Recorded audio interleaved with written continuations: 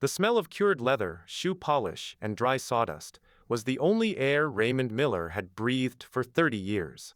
Tucked into a narrow corner of a bustling suburban street, Miller's shoe repair was a relic of a slower era. Raymond spent his days hunched over an ancient, cast-iron sewing machine, his broad, dark hands moving with a delicate precision that contrasted sharply with his rugged, imposing frame. He was a quiet, widowed black man of 52, whose life had shrunk to two absolute focus points: the worn-out soles of his neighborhood's shoes, and the bright, soaring dreams of his 14-year-old daughter, Aliyah. Every afternoon at exactly 4 o'clock, the little bell above the shop's wooden door would chime. Raymond didn't need to look up to know who it was. "Hey, Dad," Aliyah called out, her voice a burst of warm energy in the dusty air of the shop. She dropped her heavy school backpack onto a wooden stool, her eyes shining with excitement. Raymond looked up, the deep, weathered wrinkles around his eyes softening as he smiled. "How was school, baby girl?" "Great. Victoria Sterling is choosing the lead dancer for the Sleeping Beauty showcase today," Aliyah said, her hands moving in a spontaneous, fluid pirouette right there on the worn-out rug of the shop. "I've practiced the variation 1,000 times. I know every single beat, Dad. I can do it in my sleep." Raymond watched her, his heart swelling with a mixture of immense pride and quiet anxiety. Aliyah had been dancing since she was 5. She had a rare, natural grace, a fierce athletic power, and an expressive joy that made it impossible to look away when she was on the floor. But Raymond knew the world she was trying to enter. The Oak Ridge Ballet Academy was a prestigious, historically conservative school in the wealthiest part of town. The students there were almost entirely white, coming from families who paid for private coaches, custom-imported pointe shoes, and lavish summer intensives. Raymond stood up, brushing a stray shaving of leather from his canvas apron. He walked over to her, his large, rough hand gently tapping her shoulder. "You are the most beautiful dancer in that room, Aliyah. Don't you ever forget that, no matter what." "I know, Dad," she laughed, throwing her arms around his neck. "I'm going to make you proud. I have to run or I'll be late for warm-ups." She grabbed her dance bag and dashed out the door, her laughter lingering in the shop long after the bell had stopped ringing. Raymond walked over to the window, watching her slender figure disappear down the sidewalk. He took a deep breath, a familiar, heavy shadow of worry settling over his chest. He knew the talent his daughter possessed, but he also knew the stubborn, invisible barriers that kept people who looked like them from ever stepping into the spotlight. The grand rehearsal hall of the Oak Ridge Ballet Academy was a blinding expanse of polished mirrors and pristine white oak floors. The air was cool, smelling faintly of lavender and expensive hairspray. Aliyah stood at the back of the bar, her heart drumming a frantic rhythm against her ribs. She smoothed down her faded black leotard, which stood out in sharp contrast to the uniform pastel pink silks worn by the other girls. At the front of the room stood Victoria Sterling, the Academy's artistic director, a woman of severe elegance. Victoria possessed silver-streaked hair, pulled into a flawless bun, and eyes that judged everything through the lens of strict, European tradition. Beside her stood Penelope Cross, a girl whose wealthy family had just funded the Academy's new wing.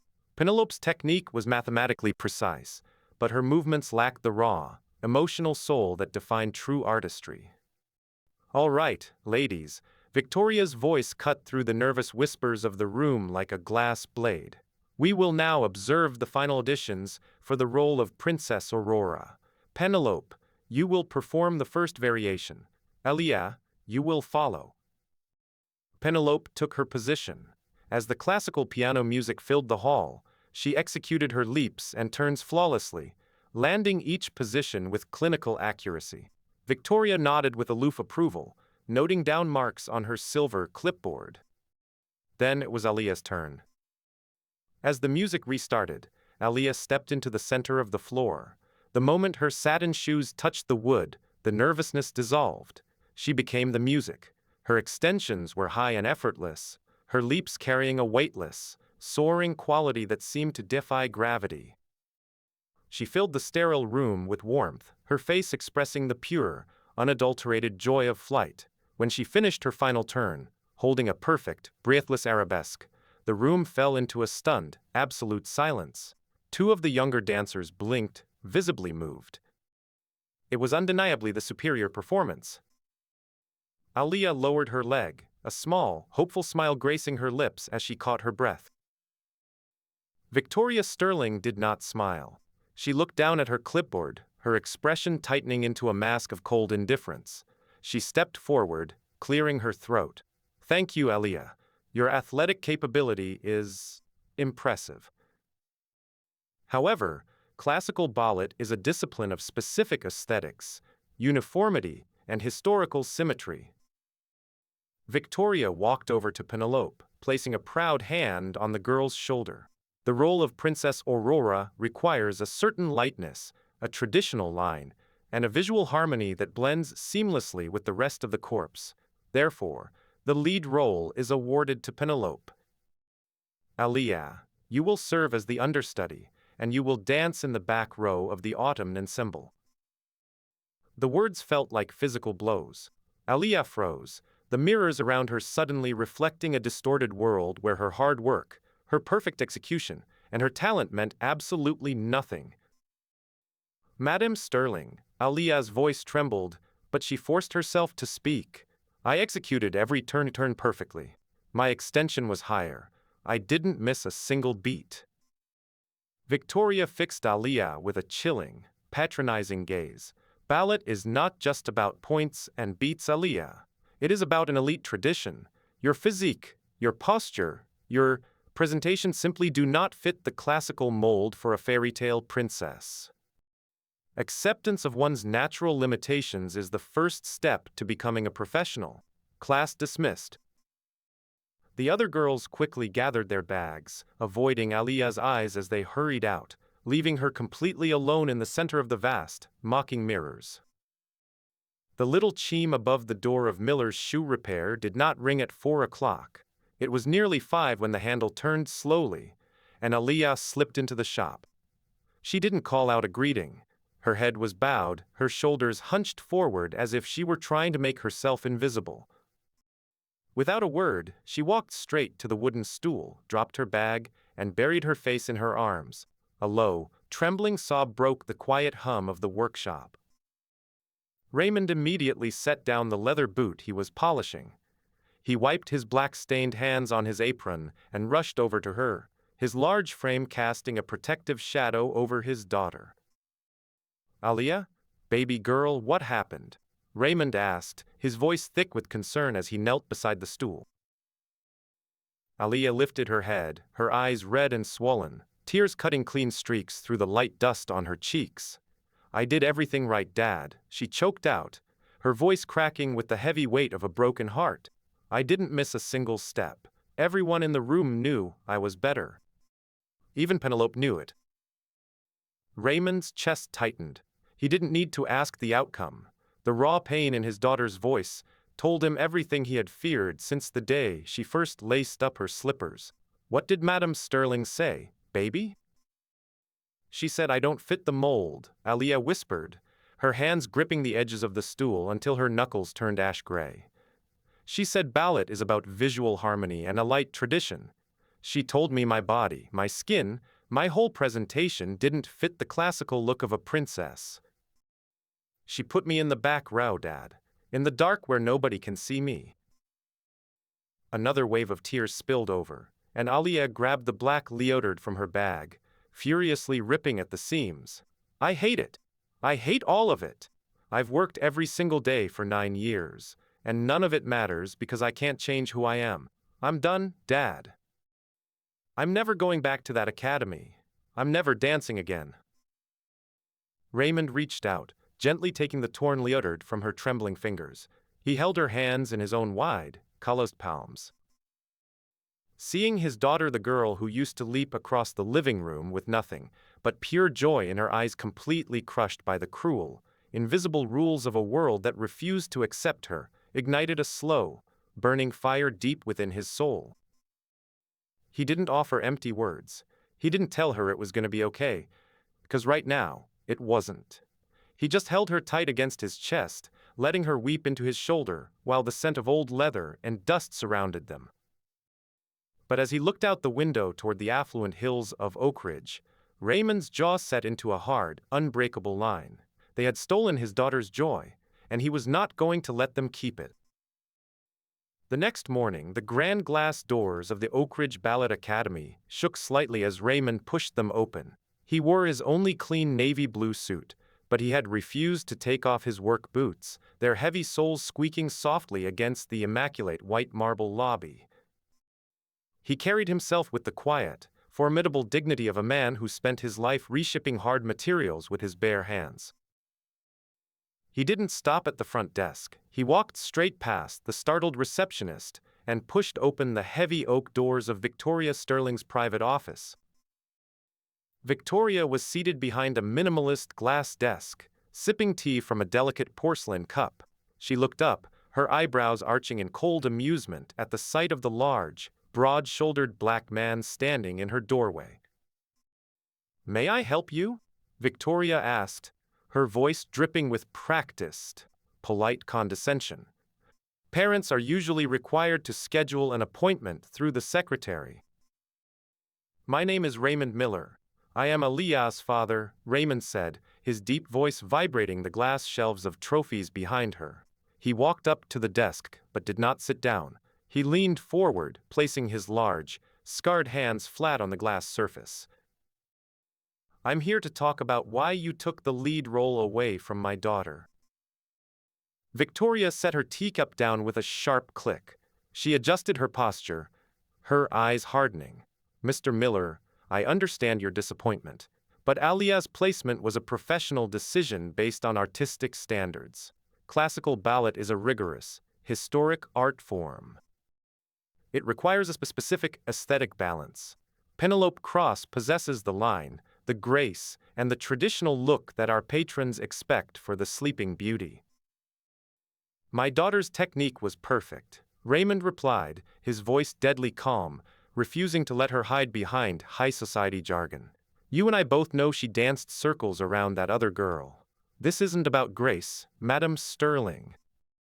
This is about you looking at my daughter and deciding that her skin and her background don't belong in your spotlight." Victoria stood up, her face flushing with a mixture of anger and offense. "How dare you imply?"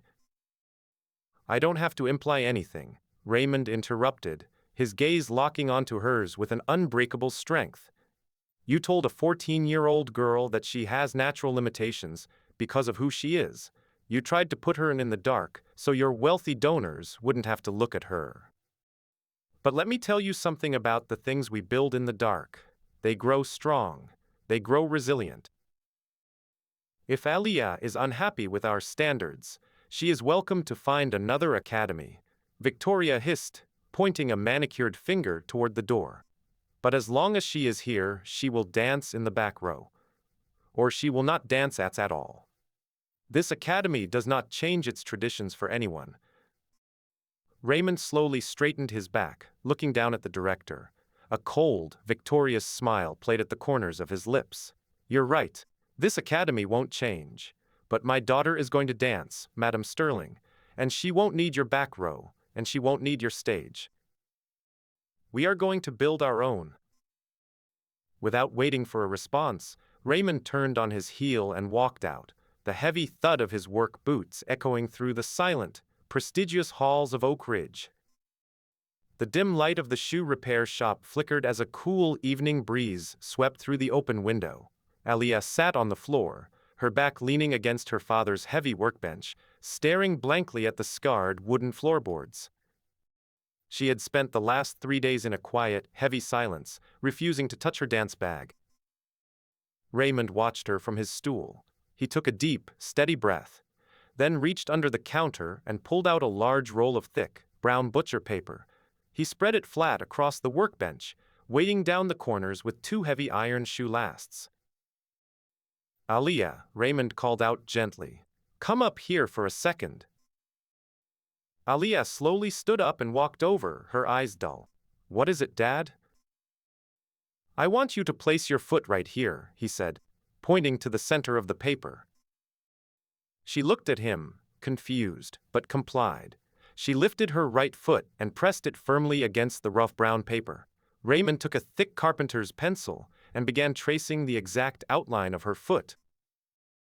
His movements were incredibly precise, mapping the curve of her arch, the width of her ball, and the unique alignment of her toes. "Every foot that walks into this shop has a story," Raymond said softly as he worked. "But pointe shoes, they're different. They're built on a standard European mold. They're made for narrow, rigid feet. For years, you've been forcing your feet into shoes that weren't built for you, Aliyah. They bruise your toes, they slip on your heels, and they restrict how you move. Madame Sterling wants you to fit her mold. I say we make a mold that fits you." Aliyah looked at the detailed drawing of her foot, a tiny spark of curiosity flickering in her eyes. "Dad, you can't just make a pointe shoe. It's not like fixing a boot. The shank has to be rigid but flexible, and the box has to be hardened papier-mâché and burlap.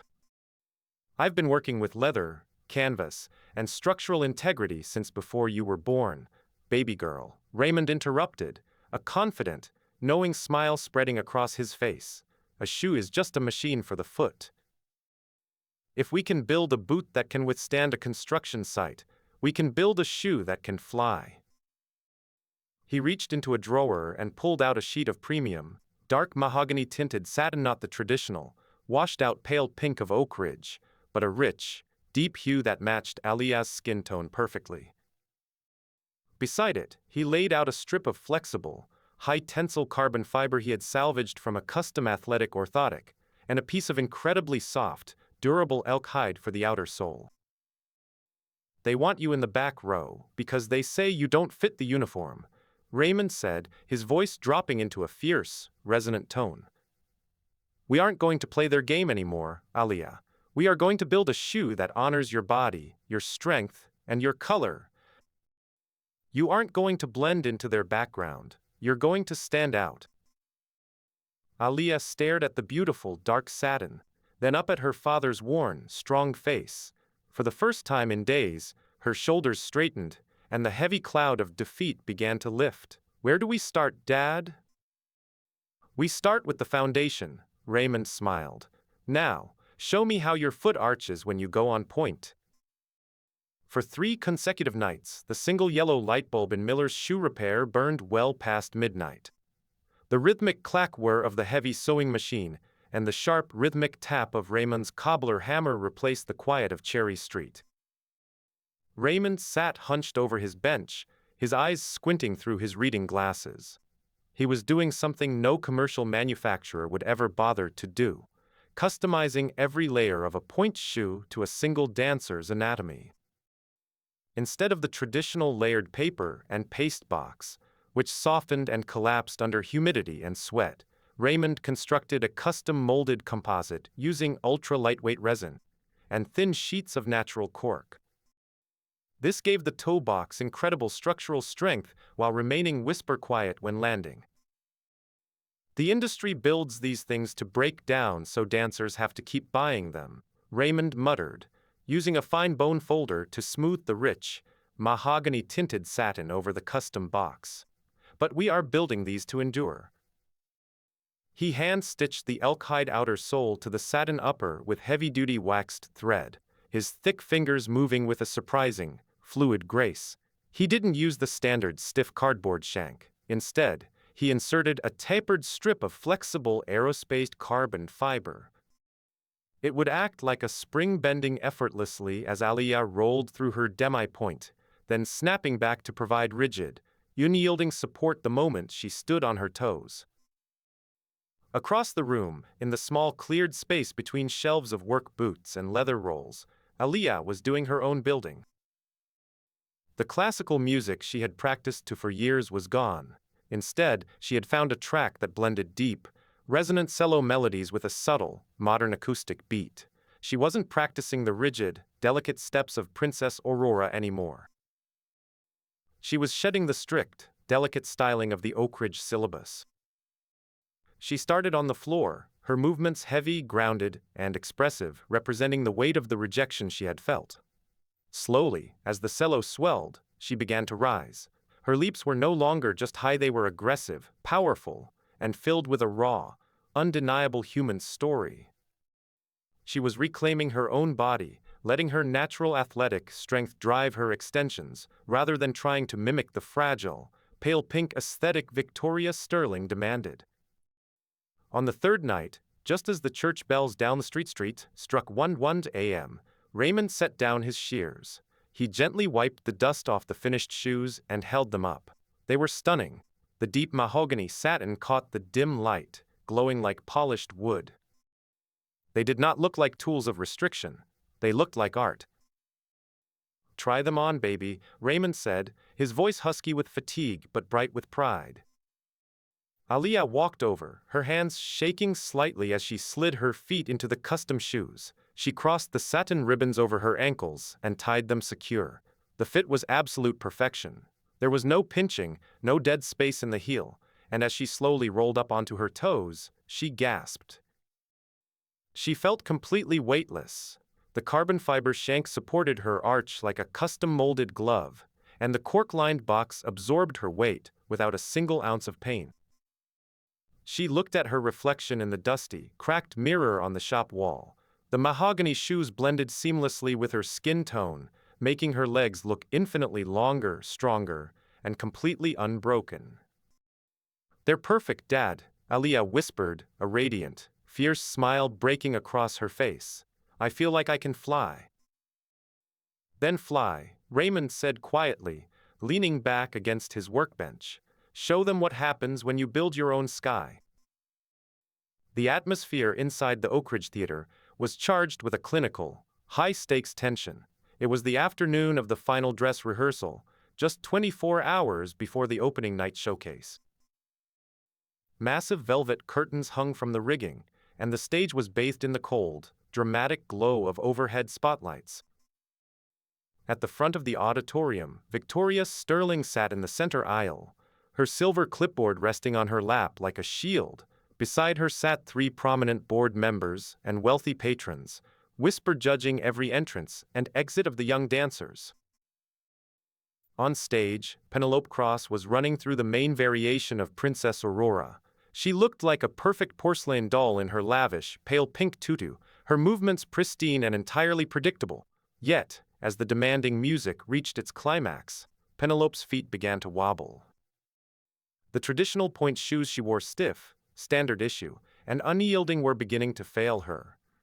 Her landings grew increasingly loud, a series of heavy thuds echoing off the wooden stage. Victoria's brow furrowed, but she remained silent, her pen poised to write only compliments. Backstage in the dim, cramped wings, Aliyah stood alone. She wore a simple, sleeveless, dark plum leotard that contrasted sharply with the sea of pastel pink around her. Her hair was pulled back into a neat, natural puff rather than the slicked back, severe bun of the other girls. And on her feet were the mahogany satin shoes. The other dancers in the ensemble huddled in groups, whispering and casting pointed glances at Aliyah's feet. "What is she wearing?" one girl whispered. "Those aren't pink. You can't wear those on stage. She's going to get kicked out of the showcase." Aliyah ignored the murmurs. She closed her eyes, breathing in the scent of her father's shoe repair shop, the faint trace of leather and cedar that still clung to the custom satin. She rolled through her ankles, feeling the incredibly responsive snap of the carbon fiber shank inside her shoe. It felt like a natural extension of her own bones. "Aliyah, what on earth are you wearing on your feet?" The harsh, demanding voice shattered her focus. Aliyah opened her eyes to find Victoria Sterling standing over her, her face contorted in a mix of disbelief and sheer offense. The director stared down at the deep mahogany satin shoes, as if they were a stain on her pristine stage. "These are my pointe shoes, Madame Sterling," Aliyah said, her voice steady, though her heart hammered against her ribs. "Those are not ballet slippers," Victoria hissed, keeping her voice low but incredibly intense. They are a violation of the dress code. They disrupt the uniform line of the ensemble. You were told to wear the standard pink. You will change them immediately, or you will not set foot on my stage. The standard pink shoes don't support my feet, and they don't match my skin, Aliyah replied, standing tall and refusing to shrink under Victoria's piercing gaze. These shoes were built for me. They fit me perfectly. I do not care about your personal comfort, Aliyah. I care about the tradition of this academy, Victoria snapped, leaning in close. You are an understudy. Your job is to blend into the background, not to make a political statement with your footwear. If you refuse to wear the uniform, you are dismissed from this production. Before Aliyah could answer, a deep, resonant voice echoed from the shadows of the backstage hallway. She isn't changing a thing. Raymond stepped out of the darkness, his towering frame instantly commanding the narrow space. He wore his work clothes, smelling of polish and honest labor, but his presence was more formidable than any wealthy board member in the audience. He stood beside his daughter, his hand resting gently but firmly on her shoulder. Mr. Miller, Victoria gasped, her eyes widening in fury. You have no right to be backstage. I have every right to protect my daughter, Raymond said, his voice a low, vibrating rumble that cut through Victoria's authority. We tried playing by your rules, Madam Sterling, but your rules are built to make sure she fails before she even starts. She is going to dance. And she is going to dance in the shoes that honor who she is. Victoria Sterling's face turned a sharp, furious crimson. This is highly irregular, Mr. Miller. The dress rehearsal is about to finish, and the board members are waiting. If Aliyah steps out there looking like a disruption, I will have security escort you both out. Let them try, Raymond said, his voice entirely devoid of fear, his steady gaze pinning the director in place. Before Victoria could call for help, the stage manager's voice boomed over the intercom. Penelope Cross has twisted her ankle on the final variation. We need the understudy on stage immediately for the finale run-through. Now! Chaos erupted in the wings. Penelope was carried off the stage by two stagehands, weeping as she clutched a swollen, trembling ankle, the direct result of forcing her feet into an unforgiving, ill-fitting shoe. Victoria looked at Penelope, then back at Aliyah. Her pristine showcase was falling apart right in front of the board members. Fine, Victoria hissed, her voice dripping with desperation and venom. Go out there. Destroy the performance if you must. But this is the last time you ever breathe the air of this academy. Aliyah didn't look back at Victoria. She looked at her father. Raymond smiled, a slow, proud nod that told her everything she needed to know. Fly, baby, he whispered. Aliyah stepped out from the dark wings into the blinding, brilliant warmth of the spotlights. The massive wooden stage stretched out before her. In the darkened auditorium, the three wealthy board members leaned forward, murmuring in immediate confusion as they spotted her plum leotard and the rich, mahogany satin shoes on her feet. The pianist, confused by the sudden change in dancers, hesitated before striking the keys to the modern cello, an acoustic track Aliyah had secretly submitted to the sound booth earlier. The first deep, resonant note of the cello echoed through the cavernous theater. Aliyah didn't start with the delicate, fragile steps of Princess Aurora. She stood perfectly still for 3 seconds, her body grounded, absorbing the vibration of the wood. Then, she moved. It was an explosion of pure, unbridled power. She rolled up onto her toes effortlessly. The aerospace-grade carbon fiber shank inside her shoe didn't produce a single thud. It was dead silent, acting like a spring that launched her body into heights the stage hadn't seen all day. Her extensions were fierce and high, her arms cutting through the air not like a helpless princess, but like a queen claiming her kingdom. She wove the strict classical technique of ballet into a fluid, contemporary masterpiece. When she executed her grand pirouettes, the mahogany shoes blended seamlessly with the line of her legs, creating a stunning, unbroken illusion of infinite length and strength. She wasn't hiding in the back row anymore. She was the center of the universe. In the audience, the whispers stopped instantly. One of the older board members slowly sat up straight, his mouth slightly open, completely captivated by the raw emotion and flawless execution of the dance. Aliyah finished her final, breathtaking sequence with a massive, soaring leap that spanned half the stage, landing in an absolute, pin-drop silence. The custom cork and resin toe box absorbed the impact completely, leaving her standing perfectly still, her chest heaving, her head held high in the brilliant white light. For 5 agonist seconds, nobody moved. Then, from the back of the dark auditorium, a single pair of broad, calloused hands began to clap. The slow, rhythmic thud of Raymond's applause echoed through the space. A moment later, one of the board members stood up, joining the applause, followed quickly by the others. It wasn't just approval, it was a realization that they had just witnessed something entirely transcendent. Victoria Sterling stood in the wings, her silver clipboard slipping from her fingers and clattering loudly against the floorboards. The mold had been completely broken. The morning after the dress rehearsal, the atmosphere inside the Oak Ridge Academy lobby was vastly different. The heavy silence of intimidation had replaced the usual frantic chatter. Raymond walked in alongside Aliyah, his hand resting on her shoulder. She was dressed in her regular clothes, but her posture was entirely transformed. She walked with the quiet, unshakable poise of someone who had already won. A junior administrator met them at the door and escorted them straight to Victoria Sterling's private office. This time, Victoria was not sitting confidently behind her desk. She was standing by the window, looking out over the manicured courtyard. Beside her desk stood Donald Vance, the chairman of the Academy's board of directors and a major patron of the state's Performing Arts Council. "Mr. Miller, Aliyah, please take a seat," Donald said, gesturing to 2 leather armchairs. His voice was warm, completely devoid of the icy condescension they had grown used to. Raymond remained standing, his towering frame casting a shadow across the glass desk. "We'll stand. We're here to collect Aliyah's things and officially withdraw from the Academy."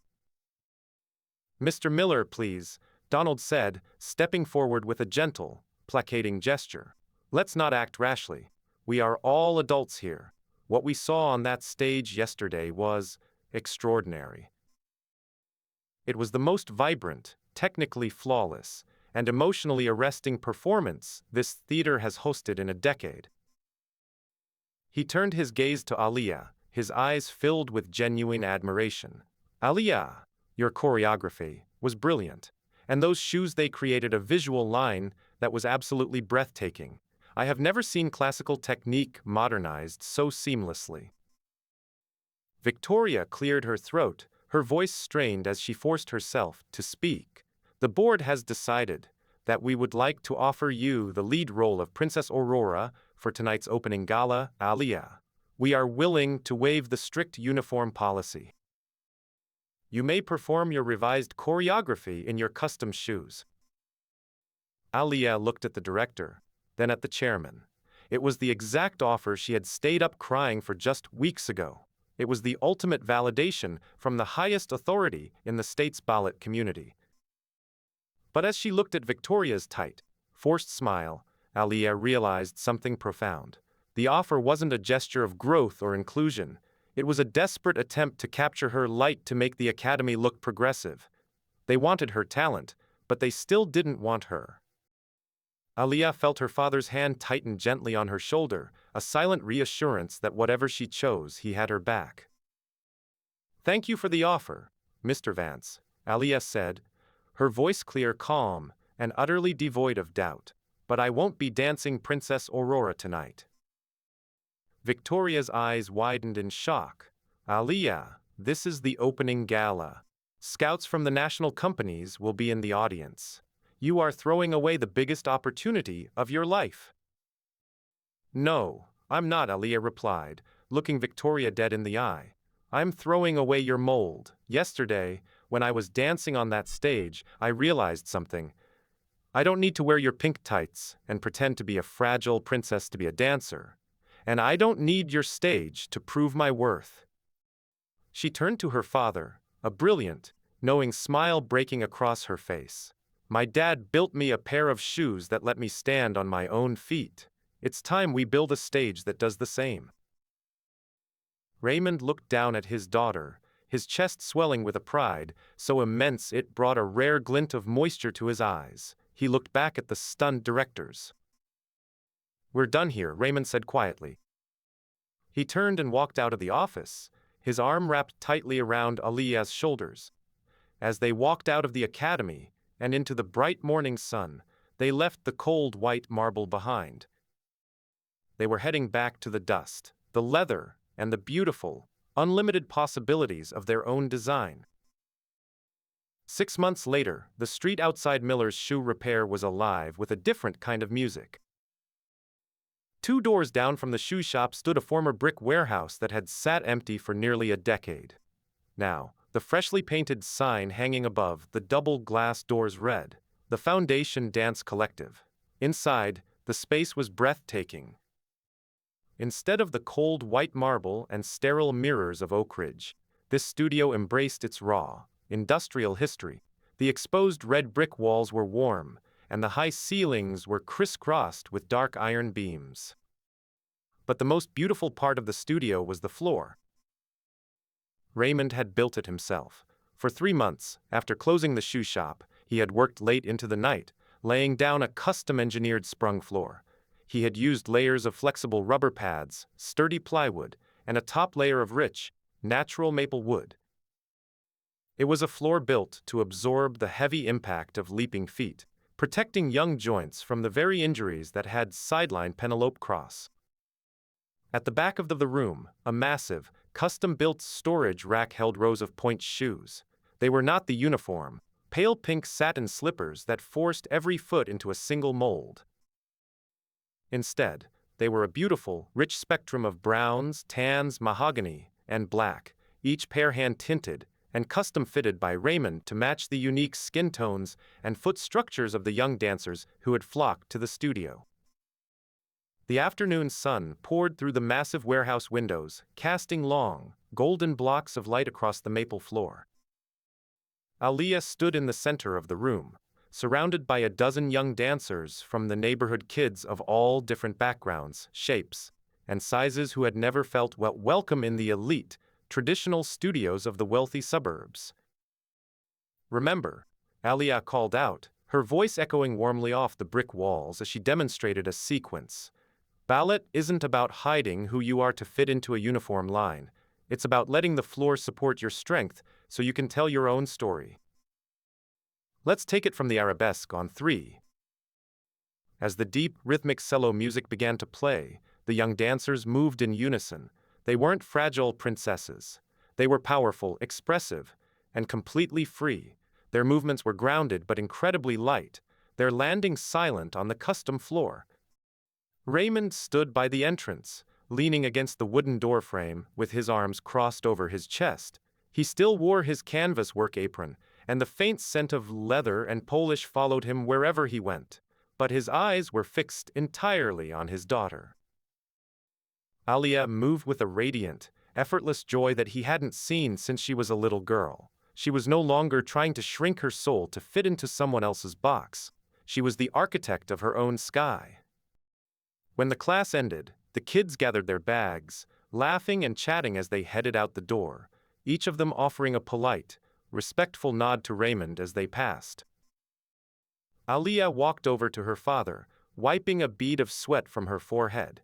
She looked around the beautiful, bustling studio, then down at the custom mahogany pointe shoes on her feet, which were scuffed but completely unbroken.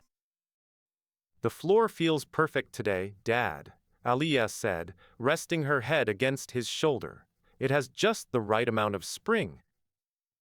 Raymond smiled, wrapping a large, calloused hand around her shoulder. "That's because it was built on a good foundation, baby girl. Just like you." They looked out the window as the sun began to dip below the horizon, painting the city streets in shades of deep amber and gold. The path they had chosen wasn't the easy, traditional route, but it was theirs. They had built a stage where talent wasn't judged by the color of a slipper or the wealth of a donor, but by the passion of the soul.